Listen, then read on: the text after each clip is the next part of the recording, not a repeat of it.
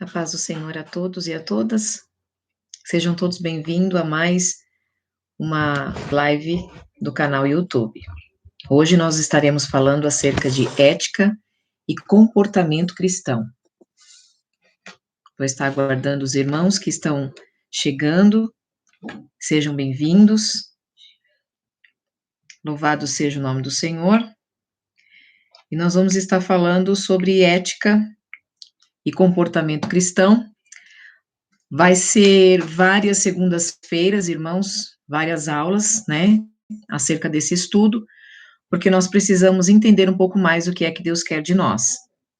E Deus colocou no meu coração para estar falando sobre esse tema.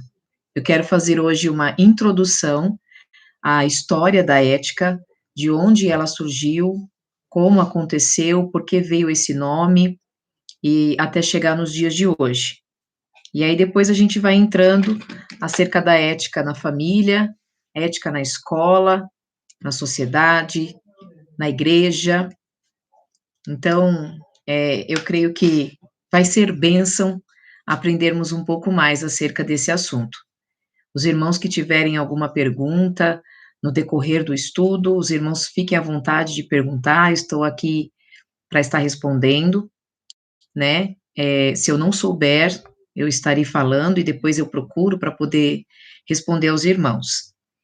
E mais uma vez, eu quero dizer a todos, sejam bem-vindos em nome de Jesus. Iniciando o nosso estudo acerca de ética, eu quero falar aqui sobre a introdução da história da ética. Então, a gente precisa começar a entender que não podemos confundir ética com caráter. Há uma diferença muito grande. Porque a ética, a palavra ética, se for pegar generalizado no dicionário Aurélio, ela significa um conjunto de regras que tem grande valor, um valor moral, tanto para o indivíduo, quanto para um grupo social, ou quanto para uma sociedade. E quando se fala de caráter, se fala de um conjunto de características e maneiras de agir e reagir do indivíduo, do grupo social e da sociedade. Então, há uma diferença entre ética e caráter. Ética, conjunto de regras, e caráter, conjunto de características. Então, nós vamos entender primeiro o conceito que vem de ética. Então, esse conceito de ética, que constrói uma moral, é, consequentemente, um conceito que vai trazer um posicionamento ao indivíduo ou à sociedade em que ele está inserido. Então, a ética vai ensinar e mostrar como devemos nos posicionar, como devemos estar perante a sociedade, perante o nosso próximo. O que é ética no original grego? O que significa a palavra ética? Quando a gente pode definir esta palavra, a gente percebe que a palavra ética, irmãos, ela é a ciência do ethos. Então, no original grego, está relacionado ao comportamento humano.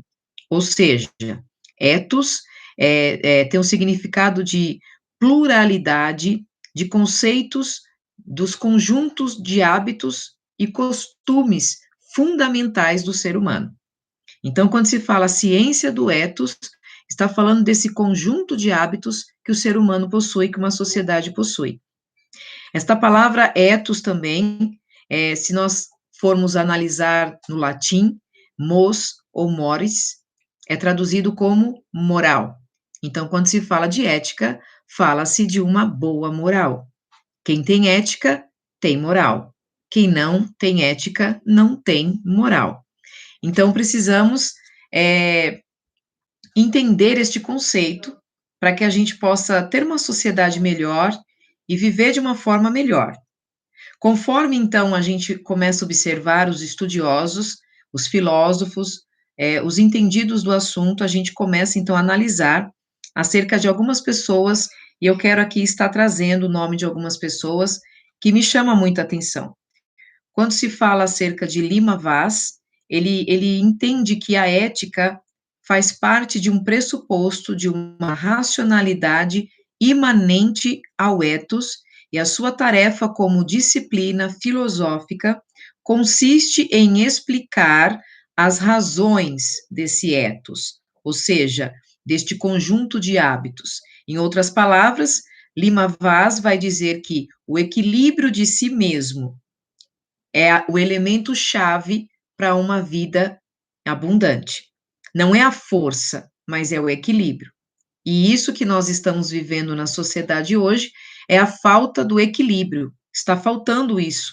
Então, existem pessoas tão desequilibradas que elas estão chegando num nível tão avançado de estresse que está causando doença para si mesmo.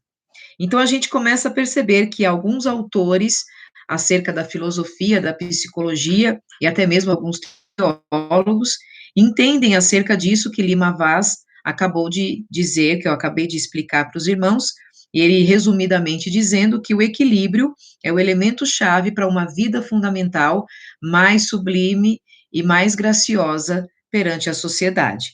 Então, para muitos autores, alguns autores entendem e acreditam que Aristóteles foi o primeiro autor a escrever sobre ética, mas, na verdade, ele não foi o primeiro autor a escrever sobre ética, a desenvolver um pensamento acerca da ética.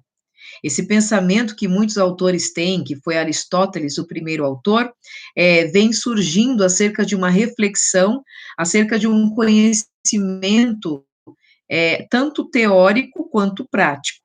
E nós começamos a observar que na concepção aristotélica, a boa ação é aquela própria do indivíduo que possui virtudes e deriva de um discernimento acerca das opções práticas que ele tem no dia a dia. Então, nesta concepção aristotélica, ele começa a entender que a boa ação, a boa atitude, a boa ética da pessoa vem de uma virtude que ela possui. Porém, foi no início da modernidade, no século XVII, mais ou menos, que Descartes, quem foi Descartes? O criador do pensamento cartesiano, de um sistema filosófico que deu origem à filosofia moderna, e ele também foi autor da obra O Discurso sobre o Método, que esse homem, Descartes, muitos conhecem ele por uma frase que ele dizia: penso, logo existo. Quando se fala dessa frase, já começa a assimilar acerca de Descartes. Então, Descartes, ele propôs a razão como teoria para um conhecimento humano, ou seja, uma ordem nacional e racional mecanizada, sem a intervenção dos sentidos do ser humano. Então, ele olha para um lado, ele fundamenta esta questão da ética num olhar metafísico. Então, ele vai muito mais além, ele busca construir um sistema harmônico entre a razão e entre as ideias, né? E ele passa a entender acerca disso, que a única responsável para a verificação da verdade é a razão, é o entendimento da pessoa. Nesse pensamento cartesiano, o que é um pensamento cartesiano na filosofia? É quando a pessoa entende que a mente é separada do corpo. A mente pensa uma coisa, o corpo faz outra coisa. Então, Descartes, ele tem esse entendimento de que a mente é separada do corpo, é esse pensamento cartesiano. A paz do Senhor, irmão Alex, seja muito bem-vindo a esta aula acerca de ética e comportamento cristão. E voltando aqui ao pensamento cartesiano, esse pensamento cartesiano de Descartes foi refutado por Immanuel Kant. Quem foi esse Kant? Ele foi o principal filósofo da era moderna e ele era famoso pela sua elaboração do idealismo transcendental. Então, Kant, ele vai contra o pensamento de Descartes e ele começa a dizer que o corpo reage segundo o que a mente produz. Não é uma coisa separada da outra. Já David Hume, ele é um filósofo, historiador, ensaísta e um diplomata escocês, um dos mais importantes filósofos do iluminismo, né? Filósofos modernos do iluminismo.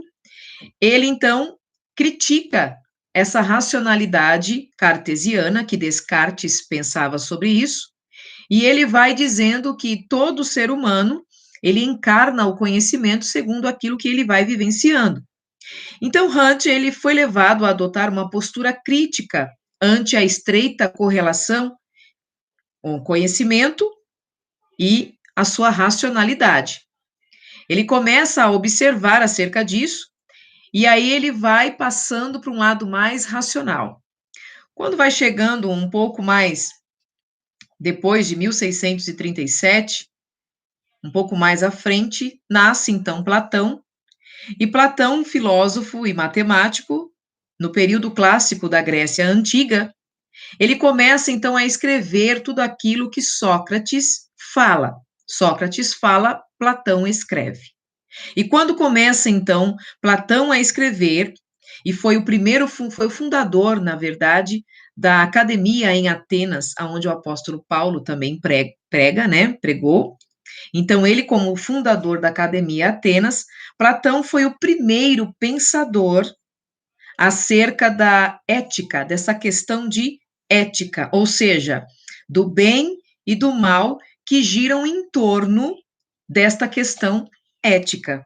Então, as reflexões que Platão ele vai escrevendo acerca dos pensamentos e diálogos socráticos, ele vai atribuindo aos diversos interlocutores que Sócrates manteve como pessoas diversas. Então, ele registra nesses diálogos acerca da ética e o que significa e qual o sentido dela para a nossa vida. Aí ele começa a dizer, então, que um dos primeiros diálogos de Sócrates, que Platão escreve, aparece no chamado de Górgias. Platão, então, vai criticar o estilo filosófico sofista, por causa de um poder de persuasão que Górgias tinha.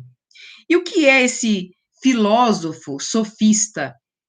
Esses sofistas eram aquelas pessoas, aqueles homens que pertenciam a uma escola sofística, mais ou menos no século IV ou V a.C., e era composto por um grupo de sábios e eruditos itinerantes, que dominavam técnicas de retórica, de discurso, e estavam interessados em divulgar os seus conhecimentos em troca de pagamento de taxa por aquilo que eles faziam. Esses sofistas, esses filósofos sofistas, eles romperam com a tradição pré-socrática, ou seja, a tradição entre o equilíbrio e o autocontrole. A origem grega do seu nome sofistes corresponde à sabedoria. Não é diferente nos dias de hoje, irmãos. Essas pessoas aqui, que eram filósofos, sábios, eruditos, e que eles dominavam as técnicas de retórica e discurso, ainda existe nos dias de hoje.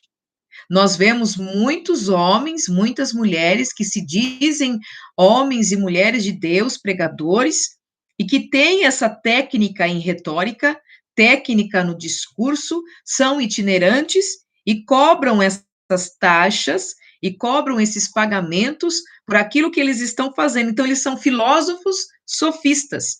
São pessoas que querem apresentar a sua sabedoria, vender a sua sabedoria e dizer que é melhor debater a sabedoria e mostrar que sabe, que entende, do que simplesmente ter ética diante da situação que nós vivemos, tanto na igreja quanto na sociedade e na família. Então, veja que esse pensamento aqui, Górgias, que Platão vai falando acerca desses filósofos sofistas que tinham essas técnicas, vamos entender o quê? Nesse pensamento, nós entendemos que é melhor sofrer injustiça do que praticar injustiça. Então, Platão escreve esse pensamento nesse sentido. A ética é o quê? É melhor sofrer a injustiça do que praticar a injustiça, porque praticar a injustiça é uma desonra, é uma antiética. Esse é o primeiro elemento da discussão que aparece na ética de Platão. Então, Platão, ele começa a falar sobre isso, ele vai contra esse chamado, esse pensamento de Górgias, aonde ele percebe que esses filósofos sofistas só queriam vender o conhecimento, a sabedoria. Então, a gente começa a perceber também, nos escritos de Platão, outro conceito muito importante, que é a discussão acerca da virtude do arete. Arete era uma expressão de um conceito de excelência, que é ligado à noção de cumprimento do propósito ou da função que o indivíduo se destina. Então, arete, no grego, apet, significa virtude, coincide com a realização da própria essência de todos os seres humanos. Então, Platão ele vai dizendo essa discussão, irmãos, acerca disso. O ser humano que tem ética, ele tem uma virtude, ele possui algo que chama a atenção. E ele não precisa vender o seu produto, ele não precisa vender a sua sabedoria, a sua inteligência, a ponto de transpor a ética e querer passar por cima de ninguém. Uma pessoa ética tem esta virtude que coincide da sua própria essência, do seu próprio modo de agir. Sócrates, então, ele falando e Platão escrevendo, ele entende que a virtude é fazer aquilo que cada um é destinado a fazer. No plano objetivo, ou seja, aquilo que a gente pretende desenvolver, é a reação da própria essência do ser humano. Mas quando se fala de um plano subjetivo, é aquilo que a gente deixa o público vivenciar, as outras pessoas vivenciar e olhar como se tivesse outros olhos. Isso é que coincide a própria felicidade. Então, quando se fala de ética, no plano objetivo e no plano subjetivo, está transmitindo o quê? A felicidade ao próximo. Se eu vendo a minha sabedoria, a minha inteligência, passando por cima de qualquer pessoa, eu não estou promovendo a felicidade para ninguém. Então, estou sendo antiética. Mas se eu promovo a felicidade, então, com certeza, eu estou tendo a ética. A ética que Sócrates pensou, falou e Platão escreveu. A raiz da palavra aristos, presta atenção, esta raiz se originou o quê? A aristocracia, que significa habilidade ou superioridade, e era o que? Denotado como uma nobreza.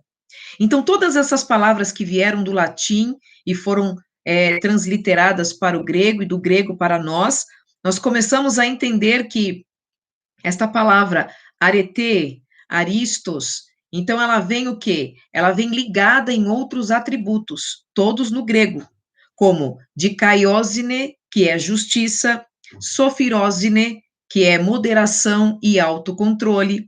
Então, resumidamente, para se entender, quem tem ética produz felicidade ao próximo, é justo, tem moderação e autocontrole das atitudes, das palavras e até mesmo de tudo que faz na vida. Então, Platão, ele incorpora esses novos significados, tentando estabelecer uma nova definição para o arete. Arete, então, não era apenas uma virtude, uma expressão de um conceito de excelência. É muito mais do que nós podemos imaginar. E Platão, observando isso, começou a perceber que a ética não era somente uma virtude, mas é ser justo, é ser moderado, é ter autocontrole e é produzir a felicidade ao próximo. Então, veja que Platão, ele vai incorporando isso no conceito de arete, e Aristóteles, então, amplia o trabalho de Platão e o conceito deste pensamento cristão, deste pensamento filosófico acerca da ética. Então, começa aqui, então, em Aristóteles, que foi um dos alunos de Platão, começa um diálogo chamado diálogo de Mênon. Esse diálogo é um diálogo que significa o quê? A virtude, ela é inata ao ser humano. Esse diálogo é totalmente errado, porque ninguém nasce sabendo. Quando se fala que a virtude é inata, ela simplesmente já nasceu sabendo, já nasceu fazendo, e então está tudo certo. Ficou bem claro isso aos irmãos? Aqui a minha internet às vezes fica oscilando, os irmãos estão entendendo bem acerca da ética, acerca da história da ética, porque eu vou estar dando esta introdução para a gente poder entender melhor o que significa ética na Bíblia. Então, essa introdução filosófica, ela é necessária para que a gente possa depois entrar na ética de Jesus Cristo.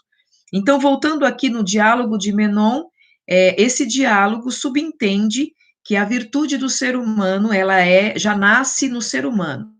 Nós sabemos que isso não é verdade, porque a partir desse diálogo de Menon, aparece outra discussão filosófica, e a discussão filosófica que vai aparecer é uma pergunta: qual a conduta correta que eu devo ter perante o meu próximo? Então, com toda essa questão filosófica e discussões que havia nos tempos de Platão, Aristóteles, Sócrates, começa então aqui uma outra palavra que eles colocaram para tentar explicar acerca da ética, que é chamado de dikaios.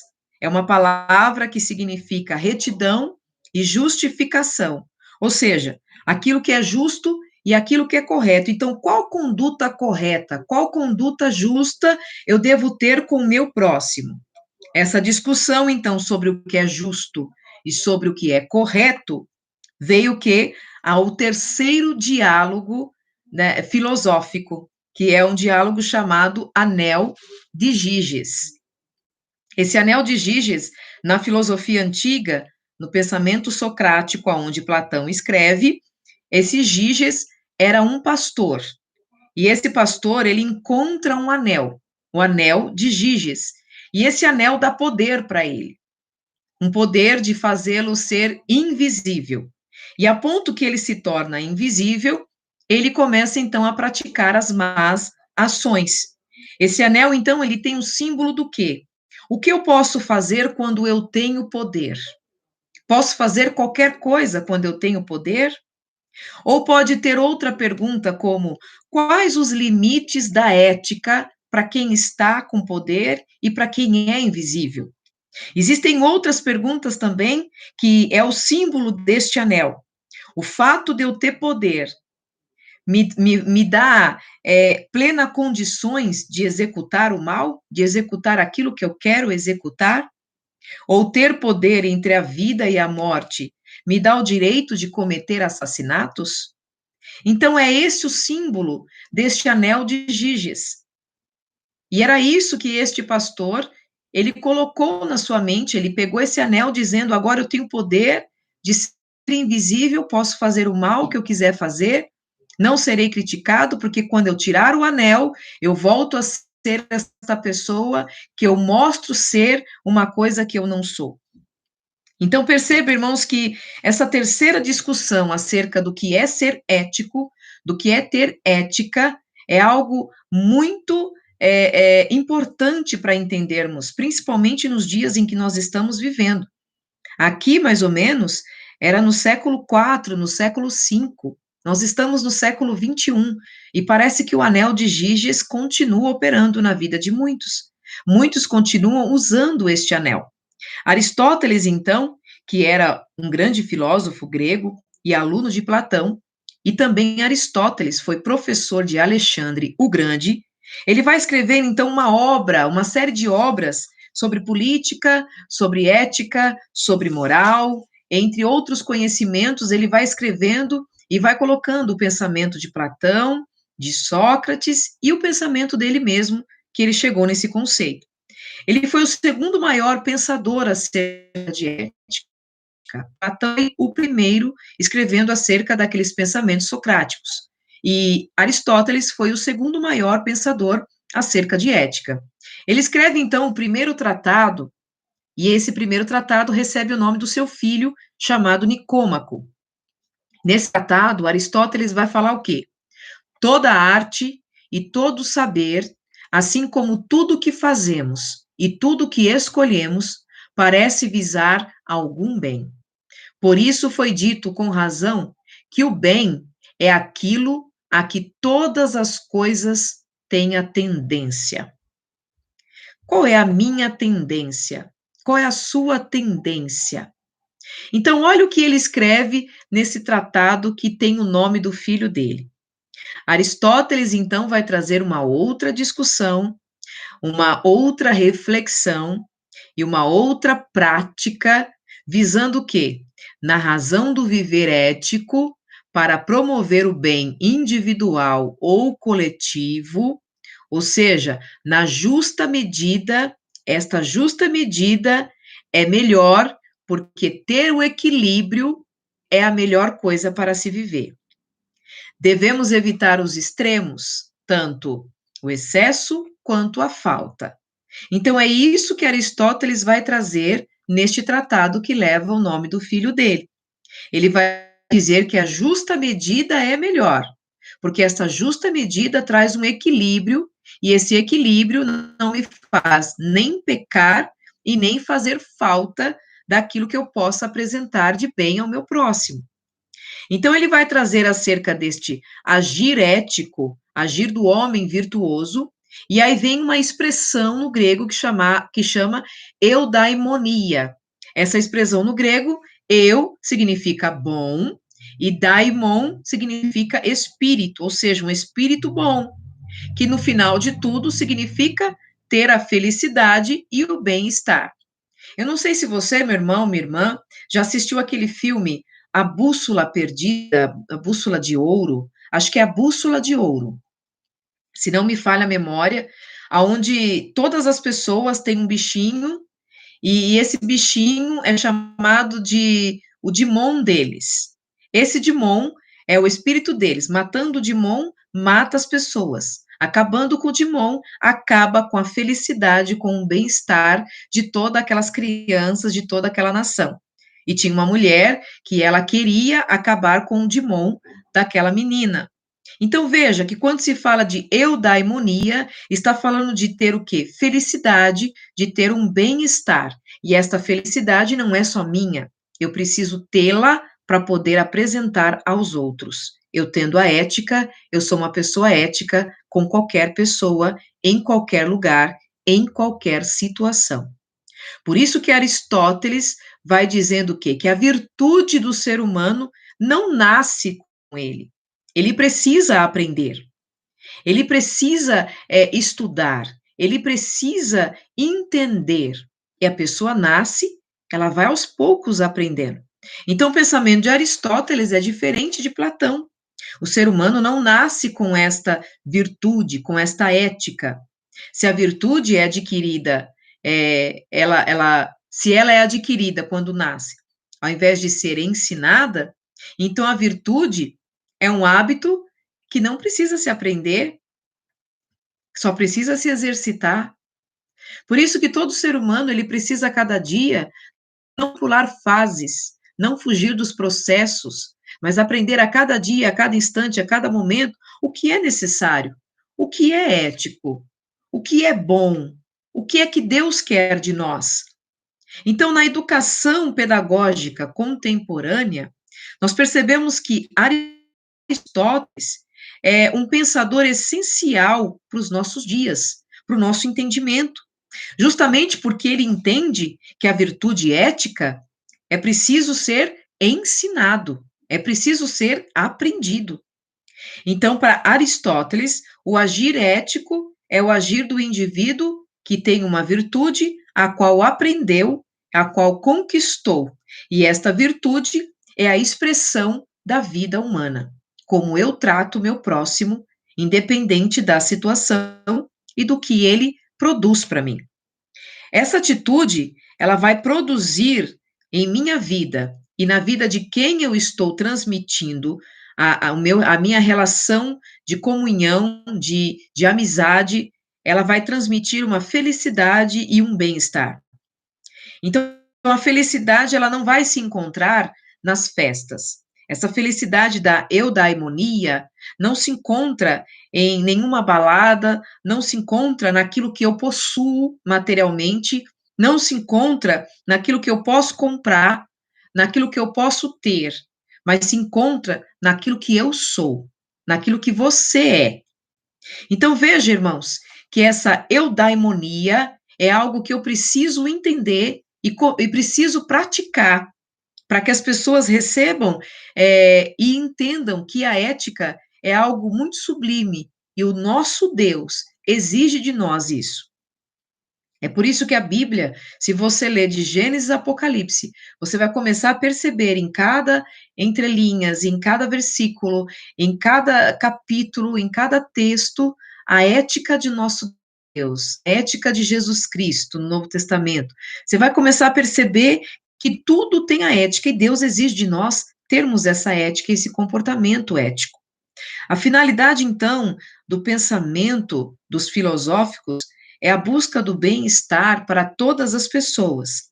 Somos éticos quando atingimos a finalidade de transmitir esta felicidade e este bem-estar ao próximo. Agostinho de Hipona, nós conhecemos ele como Santo Agostinho, que foi um dos importantes teólogos e filósofos nos primeiros séculos do cristianismo, um dos pais da igreja, e era bispo de Hipona, por isso que chama Agostinho de Hipona. Hipona, que era uma cidade da província romana, nós percebemos que Agostinho, as suas obras eram tão importantes para o cristianismo, a escrever a sua primeira síntese entre a tradição grega e o pensamento cristão. Aqui nós já começamos a perceber, irmãos, que toda aquela filosofia grega que veio de Sócrates, que veio de Platão, que veio de Aristóteles e de muitos outros, começamos a ver aqui em Agostinho ele fazer essa primeira síntese entre essa tradição grega filosófica e o pensamento cristão. Ele começa, então, a trazer a tradição de Platão, de Aristóteles, acerca da ética, e vai buscando, então, um tratado, um tratamento para o cristão, para que esse pensamento clássico da filosofia venha a ter um fundamento em nós, na nossa vida, perante a Bíblia, perante o próximo, perante Deus. Então, Agostinho, ele vai trazer um importante trabalho de contribuição da língua grega e do pensamento cristão nessas reflexões filosóficas e éticas, como, por exemplo, a origem do bem e do mal, a questão da liberdade, a questão da felicidade, a questão da ética entre si. Então, Agostinho vai trazendo todas essas questões para o pensamento cristão. E a gente começa a observar que, na perspectiva do viés do cristianismo, há uma discussão sobre a ética acerca das falhas humanas. Como, por exemplo, por que o ser humano erra? Então, Agostinho vai fazendo essas perguntas para poder entender realmente o que é transmitir felicidade ao próximo, o que é transmitir bem-estar ao próximo. Agostinho, então, vai compreendendo que as falhas humanas, ela tem início no pecado original. Porque antes do pecado, antes de Adão e Eva cair e pecar, eles tinham ética. Eles viviam ali transmitindo o bem-estar e a felicidade um para o outro. Quando veio o pecado, então veio o quê? O lado ruim do ser humano. Por outro lado, nós vemos que o homem peca, o homem falha por causa do pecado original, mas por outro lado, nós vemos a graça de Deus, a bondade do Senhor, que é a chave de todo retorno para o bem. Para o homem se voltar para o bem, era necessário a graça se manifestar. E a graça se manifestou em Cristo Jesus. Esse retorno a nosso Deus é uma decisão única e exclusiva do ser humano. Ninguém é obrigado a aceitar a Cristo como único e suficiente Salvador. Então, é algo que o Senhor nosso Deus deixa com que o ser humano subentenda, perceba que o que ele está fazendo está errado e ele precisa ter um retorno para Deus. Todos que retornam para Deus voltam a ser ético, voltam a ter um comportamento diferente. Agostinho vai enfatizar acerca dessa questão de liberdade, dessa questão do bem e do mal, da origem, da felicidade, do bem-estar. Ele vai enfatizar acerca do livre arbítrio. Então, Agostinho, ele traz o quê? Uma liberdade humana frente às questões daquilo que é sagrado, daquilo que é bom, daquilo que faz o bem. O ser humano, ele é livre para decidir o que quer, como quer e quando quer. E essa atribuição de liberdade vai trazer responsabilidades dele fazer escolhas sejam elas boas ou ruins, mas toda escolha terá uma consequência. Se eu escolher, então, a servir a Cristo, a servir o nosso Deus, se eu escolhi servir o Senhor, eu terei com certeza as consequências das bênçãos de Deus sobre mim. Mas se eu escolher não servir a Cristo e fazer aquilo que minha carne deseja, aquilo que o mundo oferece, consequentemente, irmãos, eu terei os frutos daquilo que eu vou plantar. Então, esse livre-arbítrio para o ser humano é só no entendimento de que eu posso escolher entre o bem e o mal. Mas a partir do momento que o cristão está ali servindo ao Senhor, o livre-arbítrio dele é limitado. Ele precisa fazer as escolhas segundo o que a Bíblia rege para nós. Então, perceba o que acontece aqui nos pensamentos filosóficos e o que Agostinho vai trazendo acerca desse livre-arbítrio para o ser humano. Para Agostinho, nós não somos marionete nas mãos de Deus. Então, perceba que no entendimento dele, o ser humano, ele tinha a liberdade total de fazer o que queria. Agora, como o ser humano vai lidar com essa questão da origem do bem e do mal? Como que o ser humano vai lidar com essa questão da liberdade? Como que o ser humano vai saber o que é certo e o que é errado se ele não está em Deus? Na ética agostiniana, a origem do mal se dá no contexto da queda do homem. A falta da ética é por causa do pecado. Esse é o mal do uso da liberdade. Então, Deus nos permitiu ter essa liberdade, Deus nos permitiu, então, viver esse livre-arbítrio, e aí nós usamos esta liberdade de um mau uso. Nosso irmão Robson está dizendo, é verdade, irmã, eu escolho Deus, glória a Deus por isso, irmão. E eu também escolho Deus, eu não sou marionete nas mãos do Senhor. Você não é marionete nas mãos do Senhor. Nós obedecemos aquilo que a Bíblia nos indica, nos mostra, nós seguimos aquilo que o Senhor rege em nossa vida, mas por gratidão, não por obrigação ou com medo de ir para o inferno, irmãos. Isso não é ser marionete nas mãos de Deus, é ser grato pelo sacrifício dele na cruz do Calvário. Não temos palavras para agradecer, o nosso vocabulário é pobre. A nossa atitude e todo o nosso ser é pouco ainda para dizer obrigado, Senhor. Então, se a gente for começar a olhar a questão do pensamento de Agostinho, de dizer que o ser humano não é marionete, realmente não somos marionete. Mas nós sabemos que quem escolhe Deus, ele tem um livre-arbítrio limitado dentro da palavra de Deus. E aqueles que não escolhem a Deus têm um mau uso da liberdade e só têm a tendência de cair. Cai cada dia mais. Falando de outro teólogo, filósofo, estudioso, chamado de Tomás de Aquino,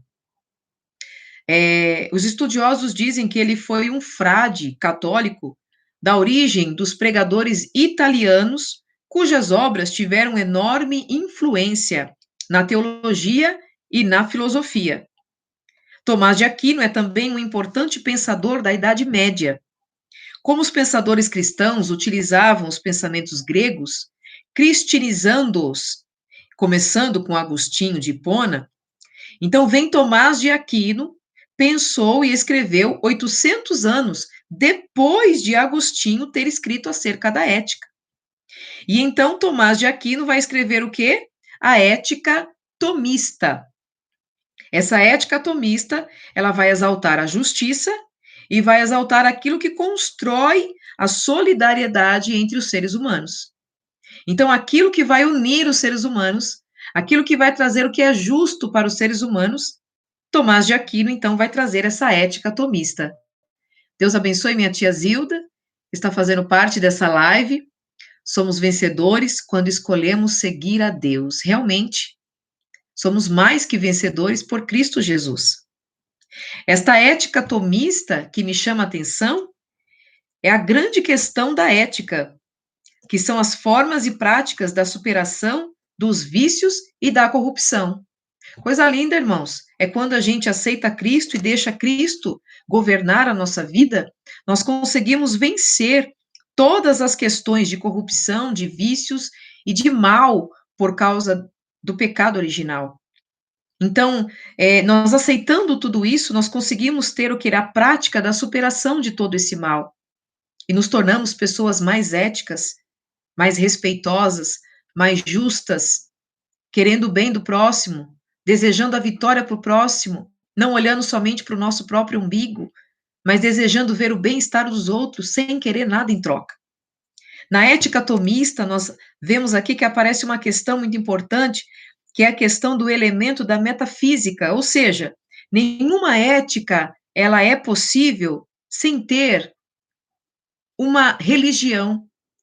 E quando Tiago escreve a sua carta para falar de religião, a verdadeira religião é ajudar o próximo, é ajudar a viúva.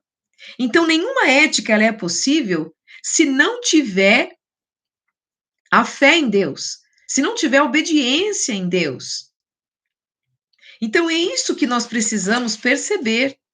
Eu estou vendo aqui que tem até o amiguinho do meu filho, o Gustavo. Oi, Gu. Que bom que você está na live. Seja bem-vindo. Ele também tem 7, 8 anos e está participando da live, irmãos. Isso é muito bom. Quando nós começamos a perceber, quando Deus vai trabalhando e vai fazendo a obra, todas as coisas cooperam para o nosso bem. Então, percebendo isso acerca de que nenhuma ética é possível se eu não tiver uma fé, se eu não tiver um compromisso com Deus eterno, eu não consigo ser uma pessoa ética. Por isso que o nosso mundo está virado dos avessos. Por isso que a gente percebe tanta corrupção, a gente vê corrupção em tudo. Nós estamos vivendo um tempo, irmãos, onde essa pandemia pegou todo mundo de surpresa. As pessoas não imaginavam que ia passar por isso. E, de repente, máscaras que eram vendidas a R$ 1, 50 centavos, R$ 2 no máximo, começou a ser vendida a R$ 350. Álcool em gel, que era vendido a R$ 2, no máximo R$ 5, começou a ser vendido a 50, R$ 100. Então a gente começa a perceber a injustiça no meio da sociedade, porque falta o que na sociedade? Falta a ética. E só é possível ter a ética quem tem Deus na vida. Percebemos então que há uma compreensão crucial acerca da questão do bem e do mal nessa ética tomista. Para Tomás de Aquino, o mal não é equiparado com o bem, não é algo que fica um do lado do outro. O mal é a ausência do bem. Quando há o mal operando, é porque o bem já não existe mais. Então, nós percebemos isso, que não é um junto do outro. Percebemos também que Tomás ele vai falar sobre isso, que o bem, ele não é substancial, ele não é uma soma de valores, ele não é algo que eu possuo desde quando eu nasço. O bem, ele só é adquirido a partir do momento que nós deixamos Deus trabalhar em nossa vida. Eu amo esse Deus. O Gustavo também está dizendo que ama esse Deus. Eu tenho certeza que você que está ouvindo essa live ama ao seu Deus, ao nosso Deus. O nosso Deus, ele é maravilhoso, irmãos. E eu estou dando essa introdução acerca de ética para que a gente possa entender melhor.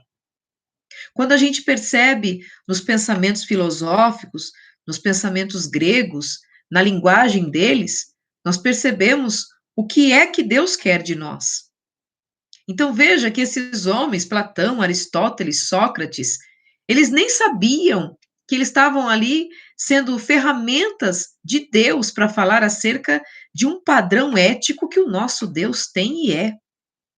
No pensamento maniqueísta, que é uma ideia baseada numa doutrina religiosa que afirma existir um dualismo, ou seja, dualismo é um conceito religioso e filosófico que admite a coexistência de dois princípios necessários, ou duas realidades entre si: espírito, matéria, corpo, alma, bem e mal, em eterno conflito.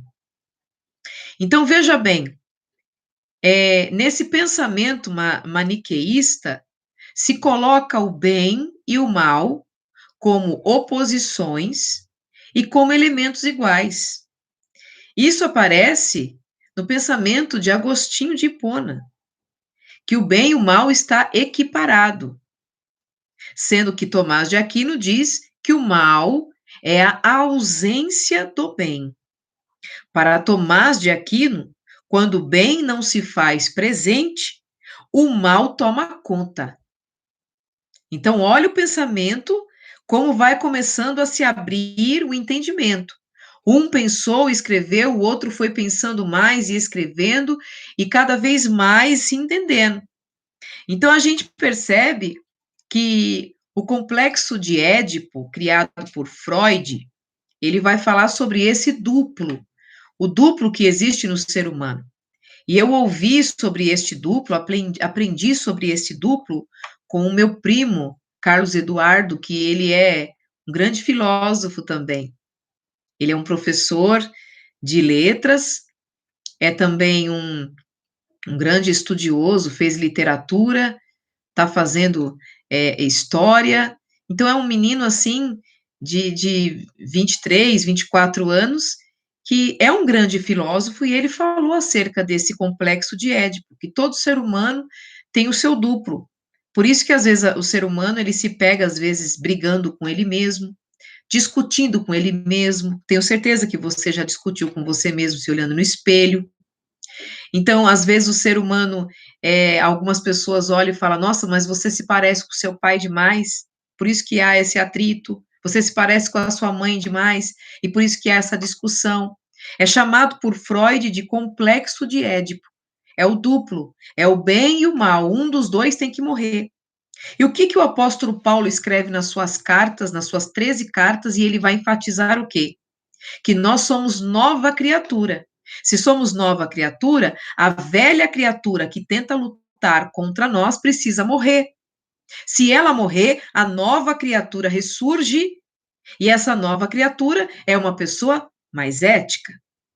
Então, esse complexo de Édipo, criado por Freud, que fala acerca do bem e do mal, está falando que o bem precisa ser mais presente do que o mal. Porque se o mal, ele não está presente, se o bem não está presente, o mal toma conta. Deus abençoe, irmã Rosana.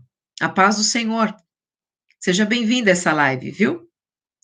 Entendeu, irmãos? Então, nós precisamos entender essa natureza humana. A natureza humana, ela pode ser melhorada. A natureza humana, ela pode ser transformada. A natureza humana, ela pode ser mudada. E só quem muda não é o homem ou a mulher, o ser humano em si. Só quem muda é Deus, se deixarmos ele operar. E no pensamento aristotélico, Aristóteles pensava nisso, que a natureza humana pode ser melhorada.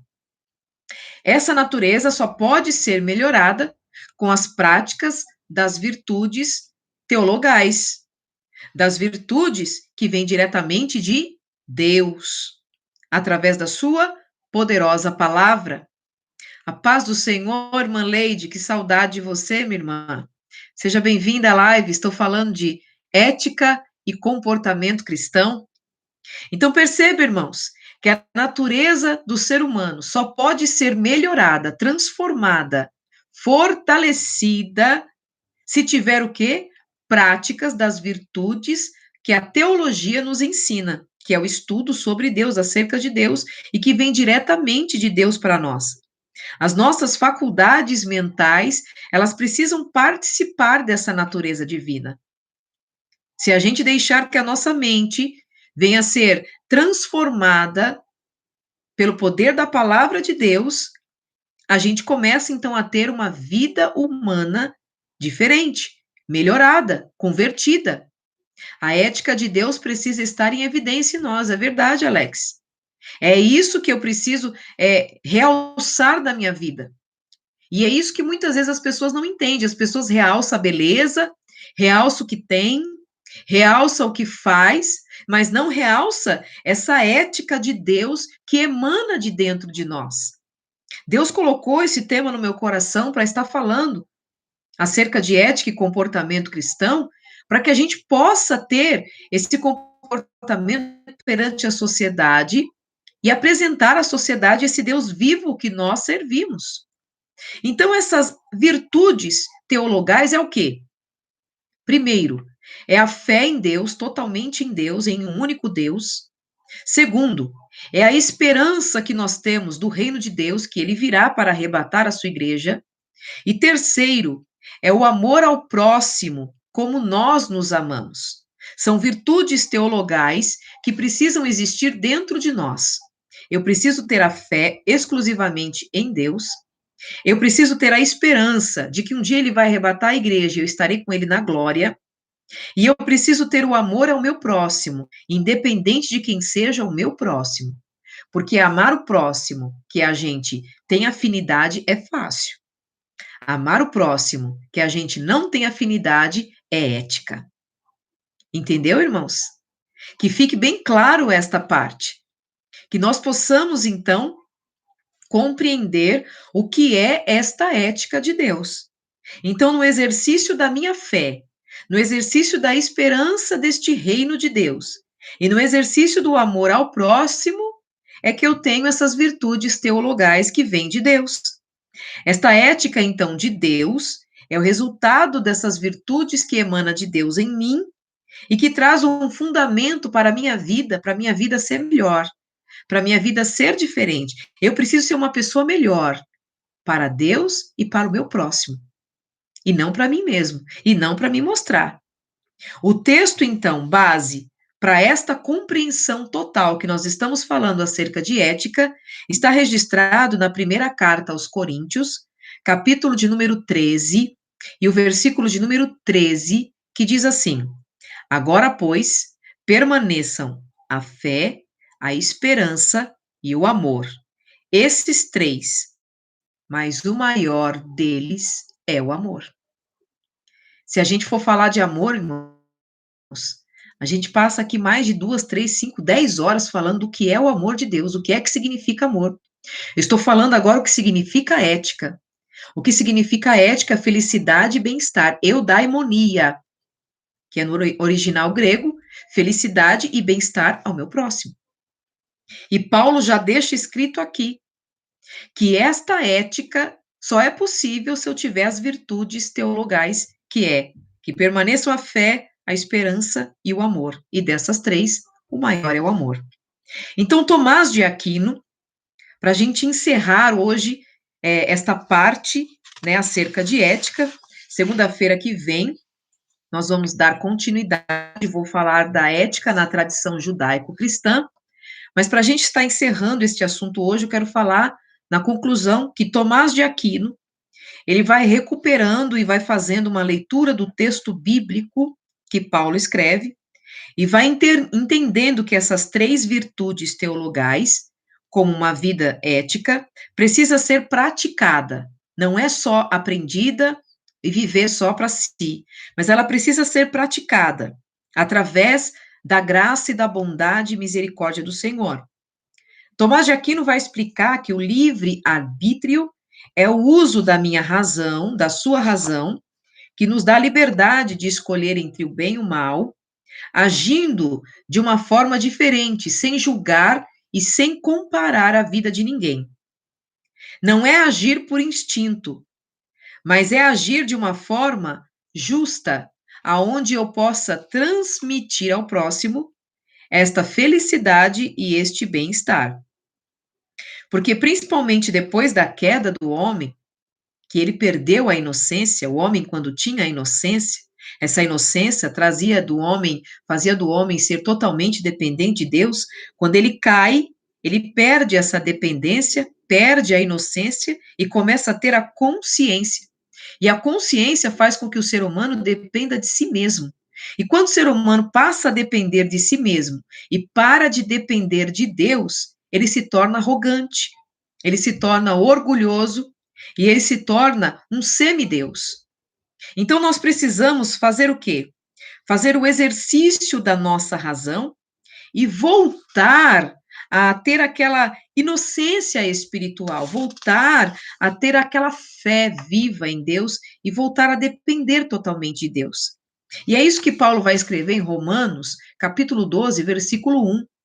Rogo-vos, pois, irmãos, pela compaixão de Deus, que apresentei os vossos corpos em sacrifício vivo, santo e agradável a Deus, que é o vosso culto racional. É esse exercício do meu entendimento, da minha razão, que faz com que eu entenda, que eu venha progredir e que eu venha voltar a não ter somente a consciência, depender de mim, mas voltar a ter a inocência e depender do Senhor. Então, na ética de Tomás de Aquino, que é chamada de ética tomista, aparece então o elemento da ética na ordem, ou seja, para a qual o ser humano foi criado, para qual finalidade fomos criados, para qual objetivos fomos criados. Porque longe da ética, nós estamos vivendo o caos e nós produzimos o caos. Nós vivemos triste, nós vivemos amargurados, nós vivemos com síndrome do pânico, em depressão, porque estamos fora da ordem de Deus, estamos fora da dependência de Deus, estamos fora da ética divina. Esta ética chamada ética da ordem. Ordem para qual motivo nascemos. Então, a partir do momento que eu entendo para qual motivo eu nasci para ser a glória, o palco da glória de Deus. Eu nasci para glorificar ao Senhor. Eu nasci para ser um espelho do reflexo do que Deus tem para a humanidade. Quando eu entendo isso, irmãos, então todo o caos, tristeza, amargura, angústia, depressão, todo o mal que tem causado a nossa sociedade, enfim, ele cai por terra. E aí a gente começa, então, a viver a ética da ordem, que é a ética da ordem de Deus, da ordem divina, daquilo que ele constituiu o ser humano, para que ele criou a cada um de nós, que Deus nos fez a coroa da sua criação. Então, eu quero encerrar hoje esse estudo acerca de ética e de comportamento cristão, porque hoje foi só a introdução filosófica. É uma introdução, para muitos as pessoas olham e falam, eu não gosto de filosofia, eu não gosto, mas é muito bom a gente entender os pensamentos filosóficos e entender como que a Bíblia foi escrita na linguagem grega e por que foi escrita daquela forma, para a gente poder entender mais a profundidade da grandeza do nosso Deus. Que você que compartilhou e você que esteve conosco nessa live, eu quero dizer para você, continue compartilhando, continue falando para as pessoas. Segunda-feira que vem, às 20 horas, 8 horas da noite, eu estarei aqui novamente e vou estar dando a continuidade acerca do estudo de ética e comportamento cristão. Vou estar falando acerca da tradição judaico-cristã, o que é a ética judaico-cristã, por que os judeus, eles tinham todos aqueles rituais. Então, a gente vai falar segunda-feira que vem. Hoje foi apenas uma introdução filosófica. Peter, meu amigo, Deus te abençoe por estar conosco nesta live. Deus seja louvado pela sua vida. Esse rapaz, irmãos, é um grande teólogo, um grande pregador da palavra de Deus, também um grande estudioso e um grande filósofo. Então, os irmãos que quiserem convidar Peter Souza, fiquem à vontade, é um grande pregador, eu recomendo, e eu digo para os irmãos, Alex Delira também é um grande tocador, um grande cantor, e louvado seja o nome do Senhor pela vida de vocês. Quero encerrar hoje agradecendo a Deus por esta oportunidade de poder transmitir aos irmãos aquilo que o Espírito de Deus colocou em meu coração. Eu aprendi primeiro